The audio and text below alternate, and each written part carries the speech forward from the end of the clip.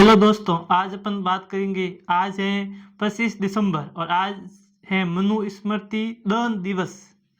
तो आज अपन इस विशेष दिन पर मनु स्मृति का आज के दिन ही डॉक्टर भीमराव अंबेडकर के द्वारा दहन किया गया था।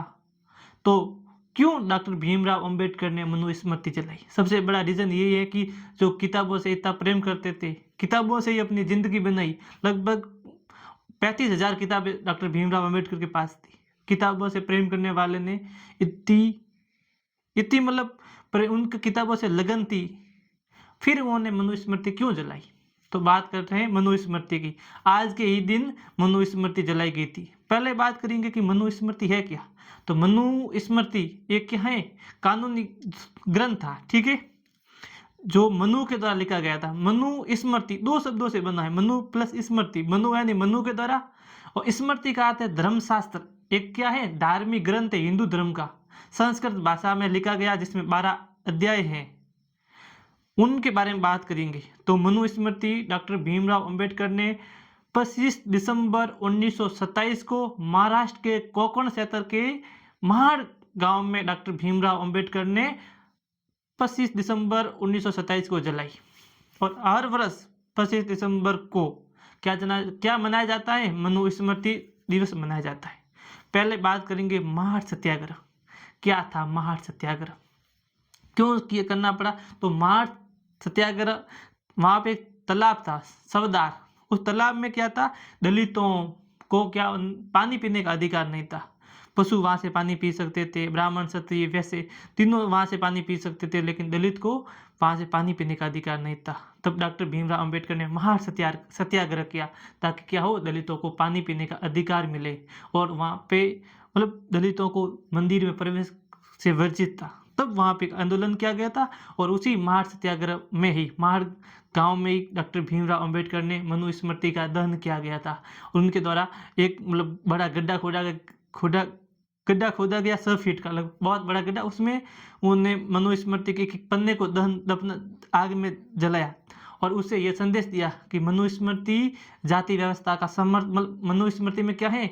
ब्राह्मण क्षत्रिय वैसे शूद्र की बात की गई है, और जाति व्यवस्था का क्या करती है? वो समर्थन करती है, अस्पृश्यता का समर्थन करती है, महिलाओं व दलितों को अधिकारों का हनन होता है, समानता स्वतंत्रता का उल्लेख नहीं है, उसमें समानता स्वतंत्रता का उल्लेख नहीं है, और शूद्रों को शिक्षा का अधिकार नहीं है। और 8वें अध्याय में लिखा है, 8वें अध्याय में 12 अध्याय है, जिसमें मनुस्मृति के 8वें अध्याय में लिखा गया है कि ब्राह्मण भले ही अनपढ़ हो, लेकिन वो राजा को सलाह दे सकता है।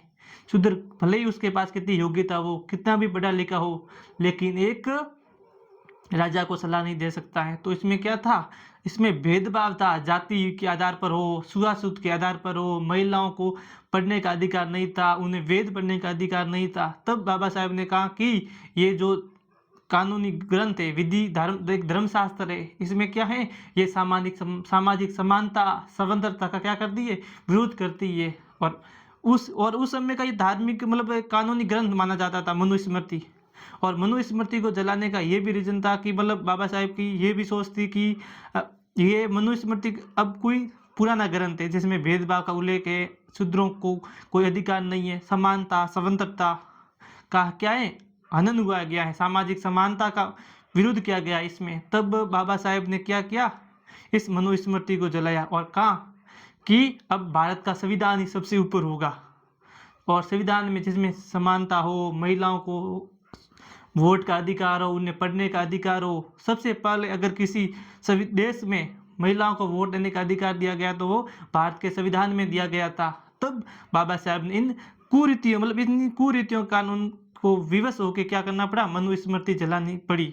और अधिक बौद्धिक वर्ग ये भी कहते हैं कि डॉक्टर भीमराव अंबेडकर ने मनुस्मृति जलाई। क्या मनुस्मृति जलाने से, जो बौद्धिक वर्ग मानता है कि मनुस्मृति जलाने से क्या उसके विचार समाप्त हो गए, तो उनके कहने का ये भी तर्क देते हैं। तब वो कहते हैं डॉक्टर भीमराव अंबेडकर के 3 फरवरी 1928 में जब साइमन कमीशन बाहर आता है, तब नारे लगते हैं कि Simon commission go back, Simon commission वापिस जाओ। उसी समय तब साइमन कमीशन के पुतले जलाए जाते हैं, और गांधी जी ने विदेशी वस्त्रों की होली भी जलाई थी। तो मतलब ये इन दोनों उदाहरण से डॉक्टर भीमराव अंबेडकर सिद्ध करना चाहते हैं, और ये कहना चाहते हैं कि मतलब मनुस्मृति जलाने से, मनुस्मृति के पन्ने जलाने का उद्देश्य ये है कि क्या हो, उसके जो मतलब उसका जो विचार है उसको समाप्त करना चाहिए, जो उसके जो सिद्धांत है उसको समाप्त करने, ताकि क्या हो, समानता हो, स्वतंत्रता हो, बंधुत्वता हो, महिलाओं को अधिकार मिले, पानी पीने का अधिकार मिले सभी वर्ग को, किसी के साथ क्या नहीं हो, जातिगत भेदभाव नहीं हो, कोई ऊंचा नहीं, कोई नीचा नहीं। लेकिन ये जो धर्म मनुस्मृति थी, ये बड़ा धर्मशास्त्र होने के बावजूद भी इसमें इतनी कुरीतियाँ थी जिसमें क्या हो, सामाजिक समानता का बात नहीं करता, ये सामाजिक समानता के विरुद्ध में था, जिससे एक समानता नहीं हो सके। सबसे बड़ा यही होता है ना, सभी समान हो, कोई ऊंचा नहीं, कोई नीचा नहीं, हिंदू हो चाहे आपस में खाना खा सके, साथ में रह सके, किसी के आधार पर कोई भेदभाव नहीं हो, ये बात करता है। और उसी महार सत्याग्रह में कहा गया था कि दलितों को मंदिर में प्रवेश करने का अधिकार मिले, और उसी समय ये शपथ ओथ ली जाती है। महार सत्याग्रह के समय 25 दिसंबर 1927 को शपथ ली जाती है कि दलितों को मंदिर में प्रवेश का अनुमति मिले। और उस समय ये कहा जाता है, शपथ लेते समय 5 सिद्धांत, 5 ओथ या 5 शपथ लेते हैं कि उन्हें चतुर्वर्णन, ब्राह्मण, क्षत्रिय, वैश्य, शूद्र। और उस मनुस्मृति में ये भी लिखा था कि ब्राह्मण, क्षत्रिय, वैश्य की सेवा कौन करेगा, शूद्र उनकी सेवा करेगा। तो मतलब किसी और उनको पढ़ने का भी अधिकार नहीं था।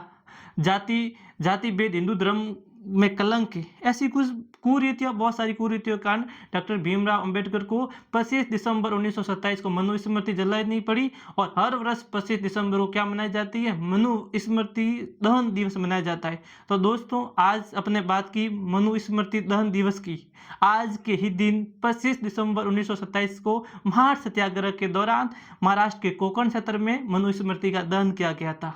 या सब मैंने आपको कारण भी बताए कि डॉक्टर भीमराव अंबेडकर ने मनुस्मृति का दहन क्यों किया। तो दोस्तों, मिलेंगे, आगे बात करेंगे और किसी मुद्दे पर। मिलते हैं अगली क्लास में। दोस्तों, बहुत बहुत धन्यवाद आपका।